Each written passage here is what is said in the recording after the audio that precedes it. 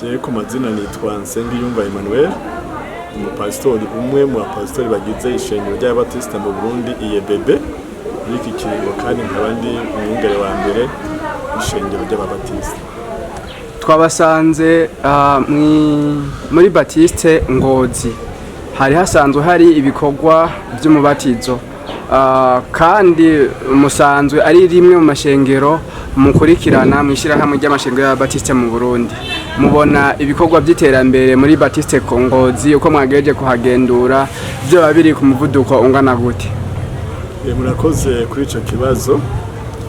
Ishengero Batiste Ngozi ni ishengero ryatangiye mu mwaka wa 2003, bitangura ari ishengero isengera ahantu twari twasaje muri école primaire y'ahantu bita kuri officiel.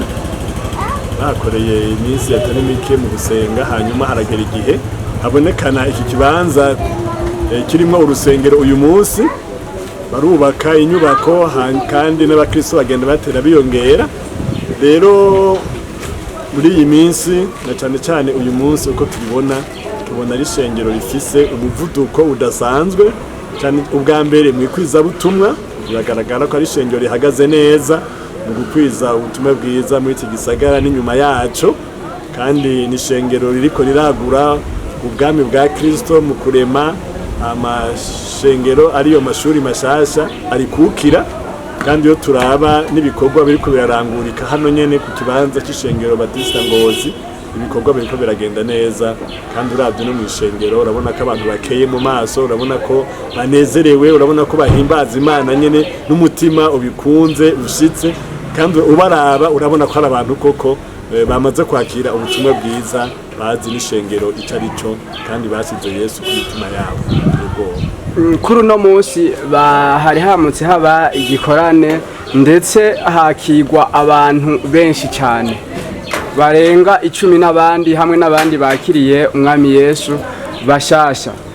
Nibihe inyigisho zoba ziriko ziratangwa mwishirahamwe ry'amashengero y'ababatiste mu Burundi na nyari jambo numengo muri iki gihe amashengero menshi ariko aravyuka ku bwinshi? Kera niki cyari kibuze, ubu naho nikihe mwoba mwarashizemo hakabijya?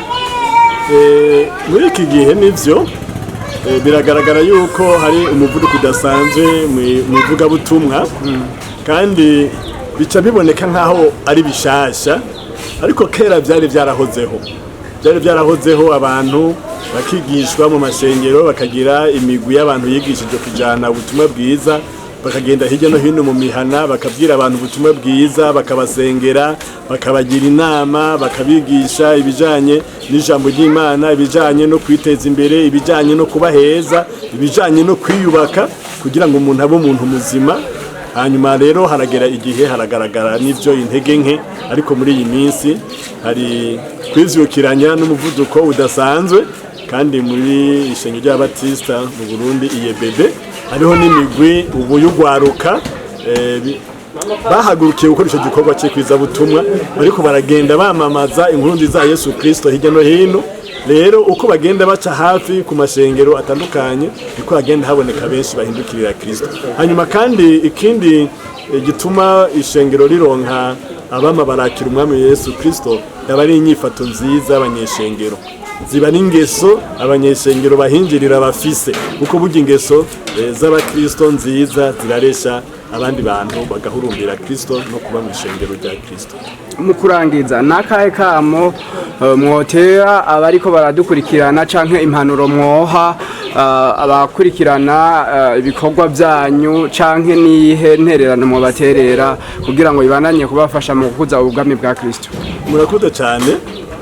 Ubwa mbere ico tubwira abariko baratwumviriza uyu mwanya nuko iki gihe tugezemwo ishengero ryose iryo ari ryo ryose riri ku butaka bw'u Burundi canke handi hose ku isi ari igihe ciza cyo guhaguruka no kumenyekanisha inkuru nziza ya Yesu Kristo, na cyane ubu turi no mu minsi ya Pasika, kugira ngo tubwire abaremwe bose inkuru nziza ya Yesu Kristo, tubahamagarire kumwizera, tubahamagarire kumwakira, tubahamagarire kumukurikira, kuko Yesu Kristo yitangiye twese abari mu isi twese uko turi uko tungana nta budasa cyangwa ubutandukane buriho muri Kristo Yesu. Muri Kristo Yesu twese turi umwe, turi bamwe.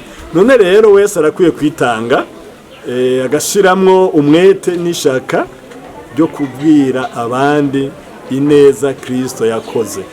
Umuntu ico Yesu Kristo yamukoreye akagisingamwe intahe ku mugaragaro, akatura imbere y'umuntu akamubwira ati jewe nari imeze uku ntarakira Kristo maze kumwakira vyagenze uku, kandi umuntu akajyana ico yirata ati narazanye umwe canke babiri kuri Kristo, maze ivyo bigatuma ubutumwa bwiza bushika hirya no hino. Intererano yanje yindiro kandi muri misi ya Pasika nuko umuntu wese yomenya ko Yesu Kristo yagiye ku musaraba kubwiwe, kandi niwe wenyene yavuze ko ari we nzira n'ukuri n'ubugingo, nta numwe azoshika kwa data mu ijuru ku Mana adaciye muri Kristo Yesu. Yesu niwe yavuze ati jewe na data turi umwe, umbonye ababonye data, unyizeye abanyizeye uwantumye. Kandi aravuga ati nta kindi canzanye mu isi atari kurondera no gukiza icyari cazimiye. Nuko rero tuve mu vyaha ariko dusange Yesu Kristo kugira ngo tube mu muco wiwe tangaje, kandi tunezererwe rero imibabaro yiwe n'imijishagu yiwe, kuko icyo tugize abakristo uyu munsi duhagarara ko tukacishimira ni ugupfa no kuzuka kwiwe bihimbaza ku munsi mukuru wa Pasika. Rero ndabipfurije na Pasika nziza. Mu nkundire twongere tubashimire ku mwanya mwaduhaye, tunabifuriza Pasika nziza natwe. Murakoze cyane, Imana ibaho umugisha kandi turi ibihe bya Pasika mushirizo kugugwa neza mu mwami Yesu. Murakoze.